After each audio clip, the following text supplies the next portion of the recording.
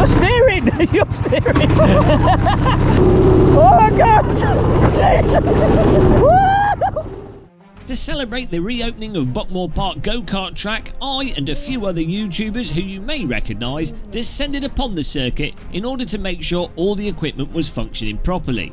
What proceeded to happen was only the most serious of racing, and a reminder that a gamer master should learn how to drive. So the format for the day was for us to do a 15-minute qualifying, followed by a reverse grid 10-minute sprint race, and then after that a hot lap competition in a two-seater go-kart with one person operating the steering wheel and the other person operating the gas and brake. Now, the last time I did go-karting was at Teesside Autodrome in 1832, so I was a little bit rusty, and I also have never driven Buckmore Park. So before I actually came to the track today, I thought it'd be nice to jump onto the simulators and learn the layout in the sim to see how much that would help me when it actually came to driving the go-karts in real life. And it turned out that they really didn't help me at all. Well, actually, that's a lie. I have to say, the Buckmore Park version in R Factor 2, which is available as a DLC, the layout is absolutely spot on to the real world location. In the sim, it feels like you're at the real world. So for learning the layout, top notch. I knew which way the corners were coming at me, so that definitely helped. In terms of the handling though, well, not so much. I mean, you could tell which corners you could go flat out on and where you could gain and lose time and general lines, so it's okay in that sense, but at the limit, it was absolutely nothing like driving the real thing. But credit where credit's due, it did do the layout thing well. So after struggling with the physics at the end driving R Factor 2, I wanted to have something that gave me a bit of the experience of karting, or as close as possible on a simulator that also had Buckmore Park. And I found Kart Racing Pro, which actually, really nice physics, felt really good. You could just tell, this is before I did the go-kart, and you could just tell it was better, more depth to it. Obviously, it wasn't a rental kart, so that's not a fair comparison. Unfortunately, though, the Buckmore Park that it's got is not quite exactly the same as the real-world Buckmore Park. The colours are slightly off, but the layout was fairly similar. And the force feedback in Kart Racing Pro and the general how you felt when driving it was actually very close to the real world with my direct drive Fanatec podium wheel. Really surprisingly good. It's weird to me when simulators actually are very close. However, despite the advanced training, you know, or the technology, we qualified in last. But because it was reverse grid, that's qualifying in first. So technically, I won qualifying. I'm taking it. I'm taking anything I can at this point.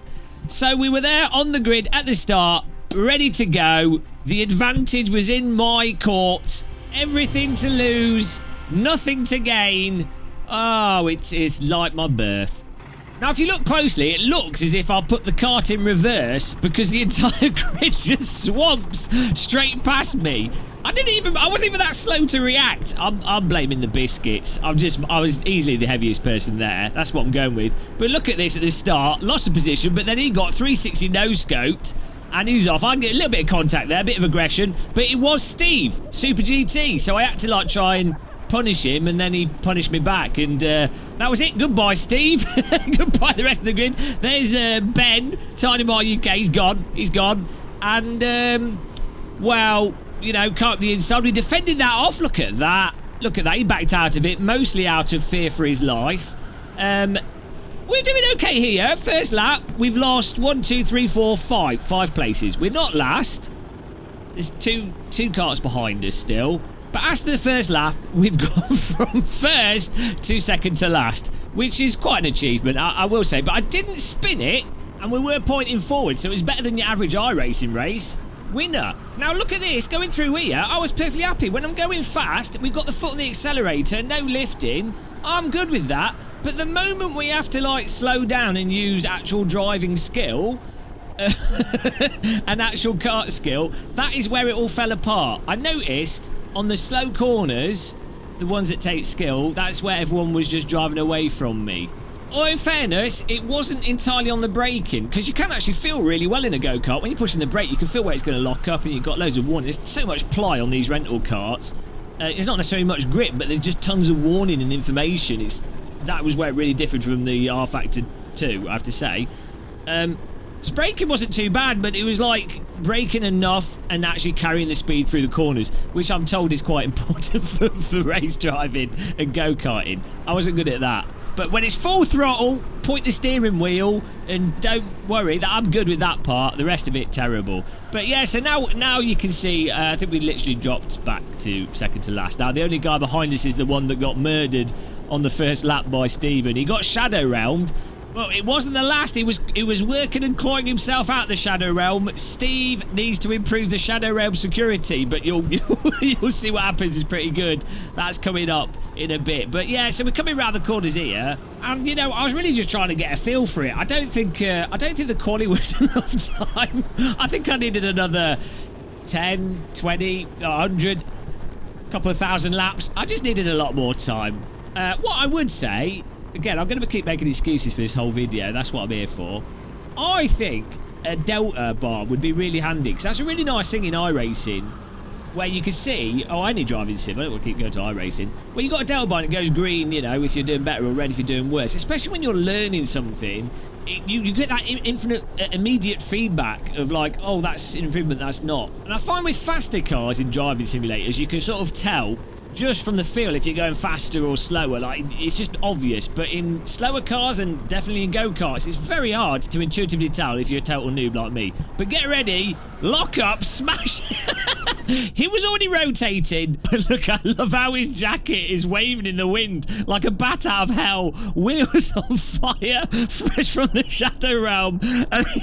It's like he's taking a really tight line. Oh dear, that was worth it just for the video. Let me know in the comments if I'm guilty. Well, you know I'm guilty. He came out of nowhere. I probably could have done better. The more you slow this down, the better it looks. Just how he's totally rigid. he's accepted his fate, and he's like, well, I guess I'm taking this line now, and just goes around there, parks it. That's it. But I have to say, it's a really great corner, and the one thing that really does stand out with Buckmore Park is it actually feels like a racetrack in the sort of the embellishments, like the curbing and when they don't have tyres, they use these foam-filled plastic container things, which are supposedly better than tyres, less likely to kill you. But the actual, so the environment of it looks more like a racetrack. You know, you've got the building there where you go into it. It doesn't just feel like a grotty go-kart track. Some go-kart tracks just feel like a bit of tarmac in a field. Feels like a location. But then also, the actual flow of the track is really nice, you know, because you're going down a hill and then back up a hill, obviously. Otherwise, you wouldn't end up back where you started. It's got character to it. And it's got a nice flow to it. I think the risk is, as I said, my experience, Teesside Autodrome, not to diss it. I mean, you're probably going to die of toxic fumes and radiation. So that's the joy of Teesside Autodrome. So it doesn't really matter what the go-kart track is, but that track's a little bit bland, you know. It doesn't really feel like you're at a race circuit. Whereas this is like the Donington, the Dono of go-kart tracks. Just a really nice. You feel like you're driving almost in a race, like a race car or something, but you're in a go-kart and you're doing badly. And you should just give up on go-karting because you're too heavy, you're slow, you don't know how to drive. Stick to simulators, mate. You're bad at them, but you're worse at real-world go-karting. But yeah, it was absolutely awesome. So ultimately, the rest of this race was just me pottering around, trying different things out and just trying to get a feel for it. Like, I just didn't have a real feel for the envelope of the go-kart, so I was like, okay, well, I'll try braking late there, I'll try a different line, I'll try getting on the throttle early, I'll try riding over the curb more, I'll try turning more, I'll try turning less, and, you know, just trying everything. Because I think when you're first doing something, this applies to if you're trying a new simulator or any new car in anything, it's good the first time you do it to, like, just throw everything at the board and just see how it feels. Even if it's a stupid thing, it's not going to be fast. It builds like a mental framework for what the physical vehicle that you're driving is, or simulated vehicle, what it generally does in every situation. And then once you have that framework and general feel, then I feel like it's worth actually trying to drive properly. You know, just to follow the fundamentals and just be smooth and actually learn the lines and just put you just have to put the hot laps in. But again, both, that's the same with sims and with reality if your objective is to actually be quick. But the rest of the race, from a competitive standpoint, was a disaster. But not entirely, because Shadow Realmed Deathman Dive Bomb Spin came back, and here he is on the right. Jacket flailing, laser stocked through. He got us. He bloody got us that time. He dialed in quicker than me. He's not decrepit and old. His brain cells function. He's not calcified his brain by drinking too much tea. He was off. So he got dialed in and did good. So that made me look even worse. Fortunately, though, due to his jacket flailing, the marshals had to pull him in. So I got the last laugh through a technicality. I didn't come last through a technicality. That was the one thing that saved me from being last, is something entirely out of my control. That's just, you know, you've got to take what you can take. But, you know, it was an awesome race. It was an awesome first lap of racing, and a little bit of side-by-side action there. It was good fun, though, anyway, just driving there. It was really good fun. And for those of you that want to know the actual winner of the race, of course, it was the jammy bugger, Jimmy Broadbent, which for your viewing pleasure, guys, I have captured for the first time in full 3D. What's happening, Steve? Okay, so over there is a cart which has 2 seats, and it has, on one seat you can do the pedals, on the other seat you can do the steering. So I think we're going to pair off and do some time trials, see which pair can get the fastest lap on this very strange contraption. Sounds good to me. I need to find the fastest driver. You need to find the lightest. You're the best. You'll be better on the pedal. I'm all right with turning the wheel. I just can't use the pedals. Okay. You're too heavy though. Too heavy. Yeah, and you lose 20 kilos between now and 10 minutes. Right, get the saw out. Don't need that. After being not so subtly rejected by the king of the Shadow Realm himself, it dawned on me that we had an Australian in our presence. And only through his ability to invert gravity, which all Australians have, did we stand a chance to reduce my biscuit belly weight penalty. One question remained though: who would drive and who would use the pedals? I will steer. I'm on the pedals. Okay. You don't trust me on the steering wheel, but it's all right. It's all right. I'll take it. We'll go full send. If we die, it's your fault. Yeah, right. basically. Okay. And with that, we were off to compete in the most important go-karting event ever held at Buckmore Park. Oh, shit the bed. Oh my God! Jesus! Oh my God! I've been tripped by an Australian! Oh my God! Jesus Christ! Okay. Oh my God! That's out!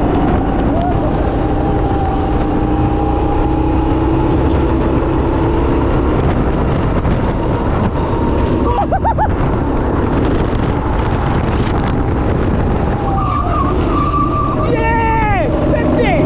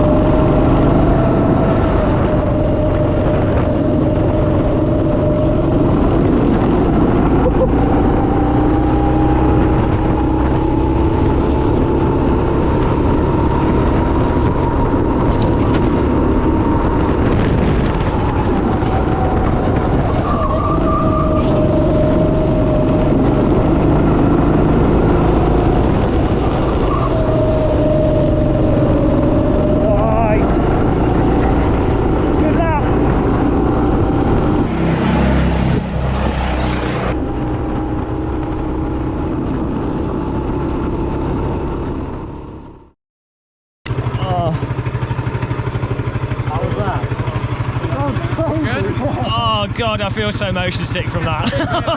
It's so bad. Oh God. You did very well. Oh, you did good as well. Oh my God.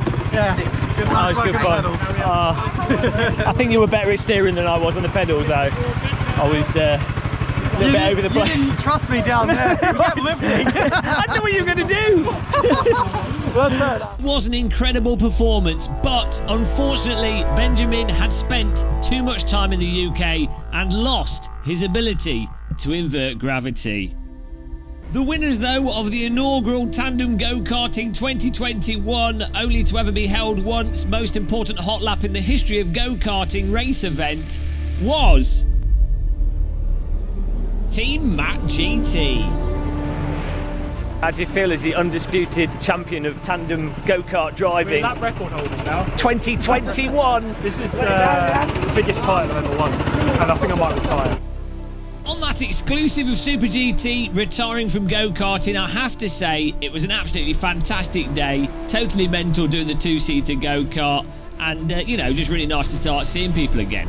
And if you want to see people again, you can, because Buckmore Park is now open again to the general public. And as I said earlier, of the go-kart tracks, it feels like a legit racetrack. You get a kind of racetrack experience from going to this circuit. Something that I don't think can be said for all UK go-kart tracks. For more information about Buckmore Park, how you can book and what events are going on, check out the link in the video description. Remember to like this video and subscribe to Game Muscle now. Definitely do not do that. Do not do that. Mine's bigger than yours, mate. You always have to bring that up, Jimmy. Every single time. And here we see Stephen, otherwise known as Super GT, on pole position, getting ready to start. And the lights, get ready to go. It's red light, green light, go, go, go! And he's won!